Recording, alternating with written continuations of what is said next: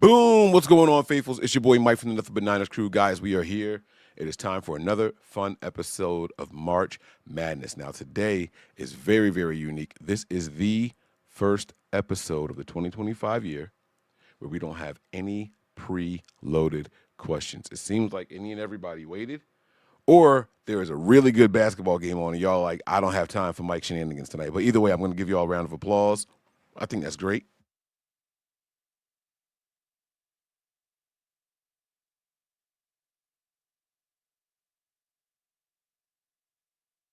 I think that is absolutely fantastic. I love that for you guys. All right. But I am going to get into these questions, so you guys start loading them up. And the longer you take to send the questions, that's okay with me. That is absolutely okay with me. But I want to just run through these formalities really quick, guys. Give us a follow on some of our social media platforms, okay?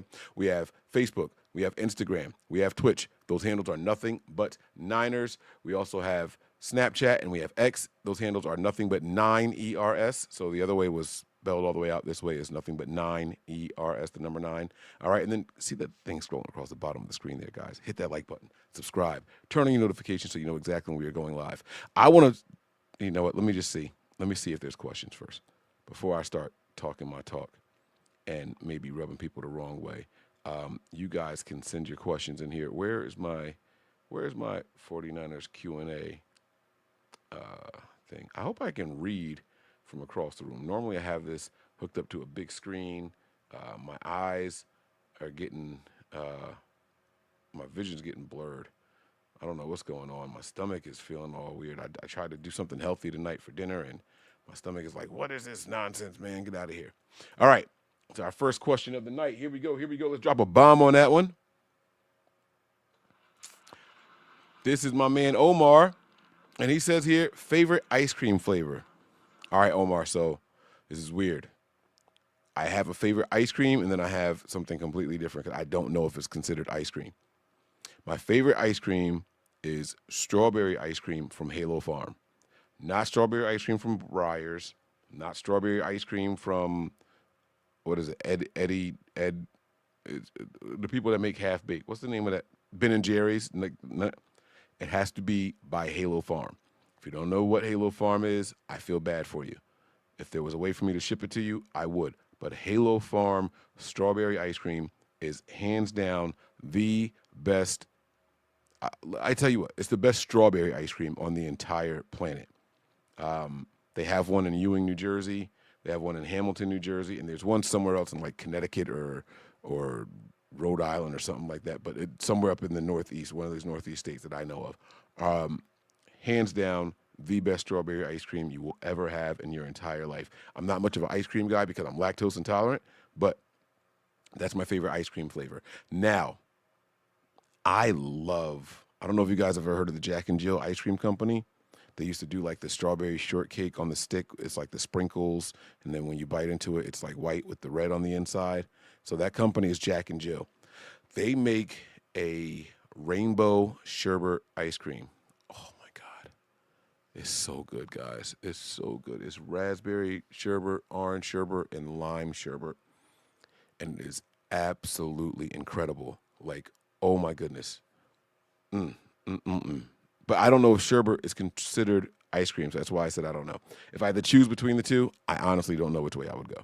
I don't know. Would you trade Brock for a first round pick? Yes. In fact, I don't know if you saw this today, Niner Goat, but Wayne and I did our mock draft on the Wayne Breezy channel, and in the first round, we traded Brock Purdy. We actually ended up trading Brock Purdy. All right, so it was pretty dope because with the first 100 picks, we didn't draft the quarterback, right? So it was like, what the hell are we doing? Like, do y'all believe in McCorkle Jones that much? Wayne also found out his real name on the show, so that was fun. You guys should go check that one out. It was a really good episode today, and I really liked the draft that we did. We only are drafting the top 100, but it was really fun the first 3 rounds. All right, my man Ali is in here. Mic check, mic check, mic check. What is your favorite gambling and worst gambling story? Most money won and lost. P.S. Good luck in our bet. Thank you, my man. It is March Madness. Let me give my man Ali some party horns, man. Let's go, baby. Sound the horns, man. Let's go.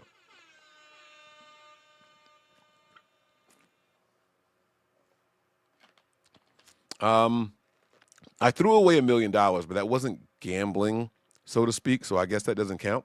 I When I say I threw it away, I literally had $1 million in my hand, and I threw it in the trash. But that's not a gambling story, so I'm going to exclude that.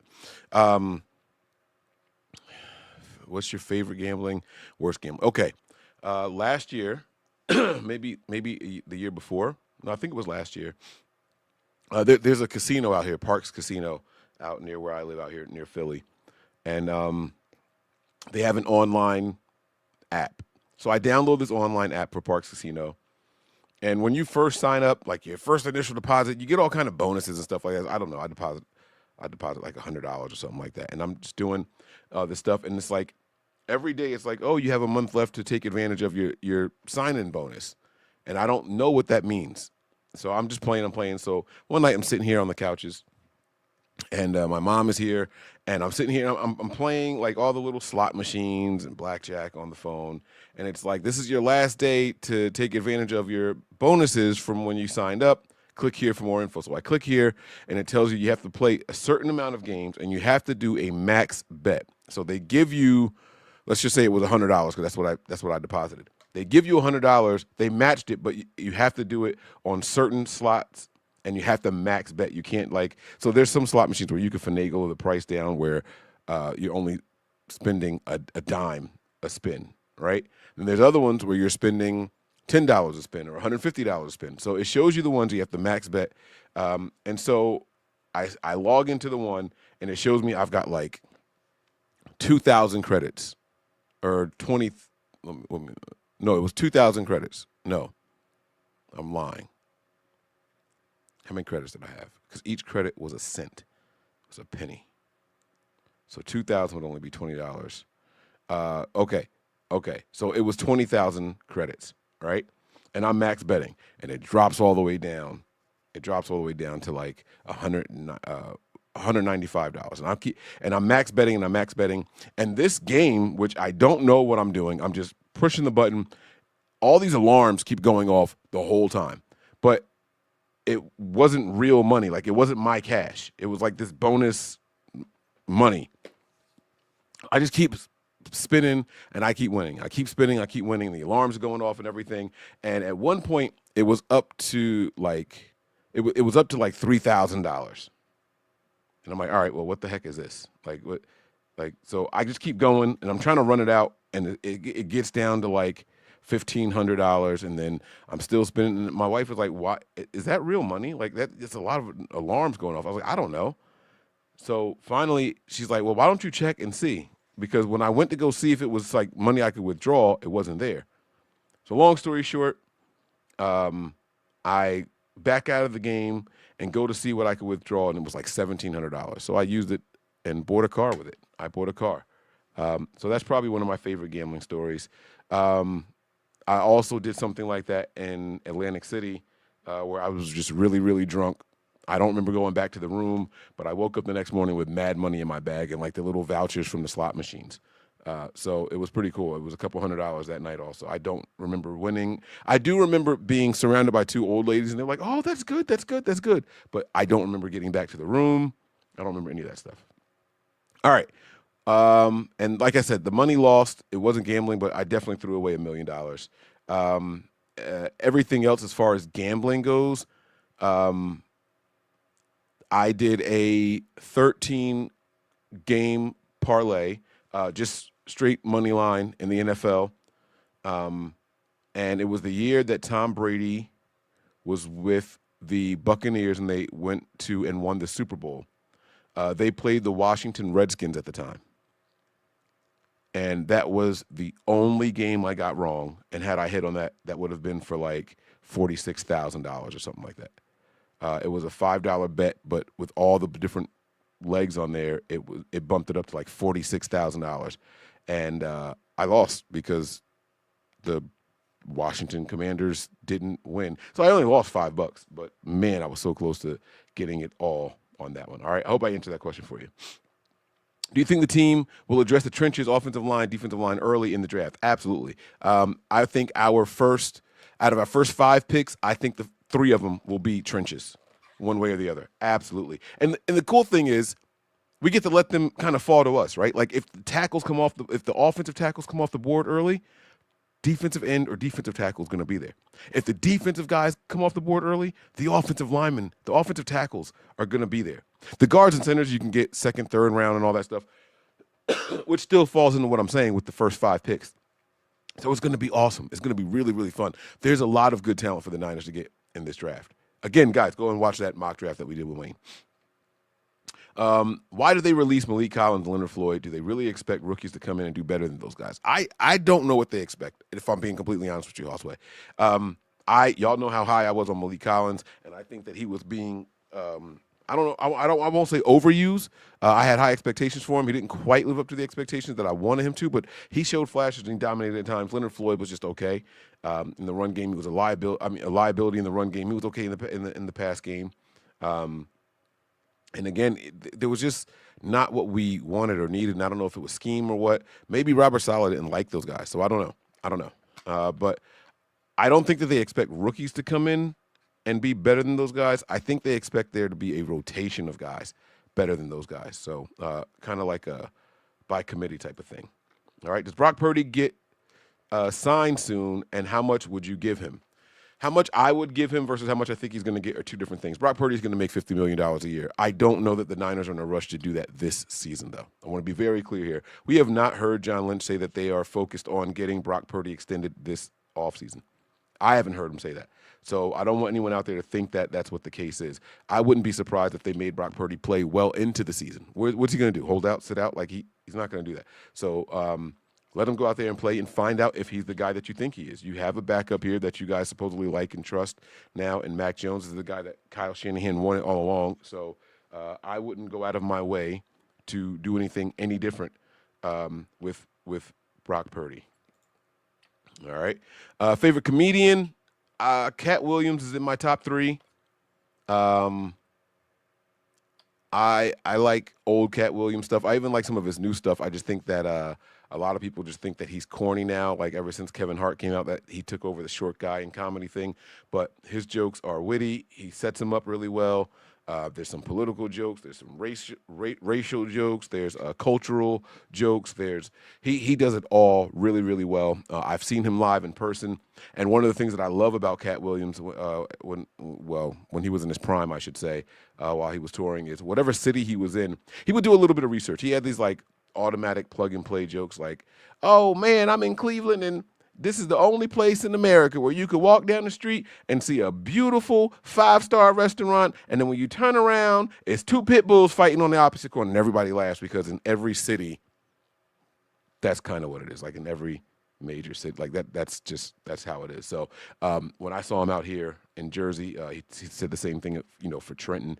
And then you see the special where he recorded it. I believe the special was recorded in Cleveland, and you hear the same joke, but he just plugs and plays it. But it's cool because it gets the crowd involved in it. So I like being aware of where you are. He talked about driving down the turnpike and things like that, and so it was really cool. It was really cool. But Cat Williams is definitely one of my guys up there. I like witty guys like that. I like well thought out comedians. So I'm not so much with the, like stupid stuff like I tripped a guy and he fell in like that. That's not really funny to me. I like wit. I like setup. I like punchlines. I like guys that can tell a story. All of that. And Cat Williams encompasses all. Well, he used to. I don't know. I haven't seen anything in the last year, but he used to encompass all of that. What are your top 3 running back choices in the draft to replace Mason? Listen, guys, there's a lot of good guys that we can go out there and draft, right? And we know all the big names and everything, but for 1 second, let's just remember something. Seriously, Christian McCaffrey's supposed to be back and healthy, right? Like the surgery and everything, and the what he went overseas for. That all took place, and he's doing well. And you got Isaac Guerrero, and you sign Taylor. I don't think the Niners are going to draft a running back, guys. And if they do, it's going to be someone way at the end of the draft. Everyone's like, oh, no, you got to get one in the 3rd round, 4th round. I don't think they're going to do it. Like right now, the Niners are more likely to draft the guy in the 6th round than to draft one. and we don't have a 6th round pick. Like that, like my personal opinion. If I'm the Niners, listen, we just had Mason, who was an undrafted free agent.